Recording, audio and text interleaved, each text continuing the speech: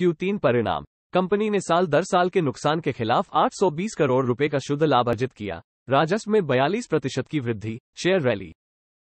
Live mint द्वारा Adani enterprises limited ने मंगलवार को चालू वित्त वर्ष की तीसरी तिमाही के दौरान 820 करोड़ रुपए के समेकित शुद्ध लाभ कंपनी के मालिकों के कारण की सूचना दी, जबकि एक साल पहले की तिमाही में 12 करोड़ रुपए का शुद्ध घाटा हुआ था। इसने सितंबर 2022 की पिछली तिमाही में 460 करोड़ रुपए का मुनाफा पोस्ट किया था। कमाई की घोषणा के बाद दोपहर के सौदों में अदानी एंटरप्राइजेज के शेयर बीएसई पर 1791 रुपए प्रति शेयर पर 3% से अधिक व्यापार करने के लिए चढ़ाव से वापस आ गए। पिछले वित्त वर्ष की इसी तिमाही में 18,758 करोड़ रुपए की तुलना में अदानी समूह की प्रमुख कंपनी का राजस्व वित्त वर्ष 23 की तीसरी तिमाही में 42% बढ़कर 26,612 करोड़ रुपए हो गया। इसका कुल खर्च बढ़कर 26,171 करोड़ रुपए हो गया, जो 19,047.7 करोड़ रुपए साल दर साल व्यय था। कंपनी ने कहा कि ब्याज, कर, मूल्यह्रास और परिशोधन EBITDA से पहले की आय समीक्षाधीन तिमाही के दौरान 101% बढ़कर 1,968 करोड़ रुपए हो गई। अदानी एंटरप्राइजेज के शेयरों में पिछले महीने 50% से अधिक की गिरावट आई है।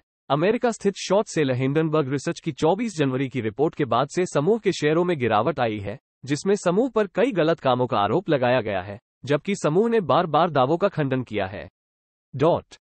अदानी एंटरप्राइजेज के तीसरी तिमाही के नतीजों पर गौतम अदानी।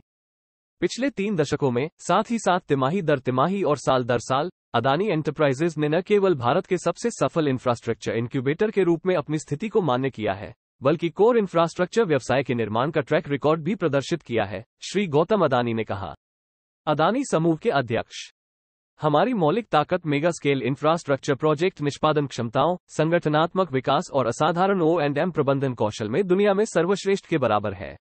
AEL की असाधारण लचीलापन और अत्यधिक लाभदायक कोर सेक्टर व्यवसाय बनाने की क्षमता से संकेत मिलता है कि कंपनियों के अदानी पोर्टफोलियो की विविध शक्तियों का उपयोग करने की हमारी रणनीति हमारे सभी हितधारकों के लिए लगातार दीर्घकालिक मूल्य बना रही है।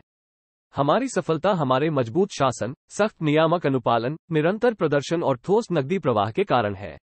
बाजार की मौजूदा अस्थिरता अस्थायी है और लंबी अवधि के मूल्य निर्माण की दृष्टि के साथ एक शास्त्रीय इनक्यूबेटर के रूप में AEL मध्यम उत्तोलन के दोहरे उद्देश्यों के साथ काम करना जारी रखेगा और विस्तार और विकास के रणनीतिक अवसरों को देखेगा, उन्होंने कहा।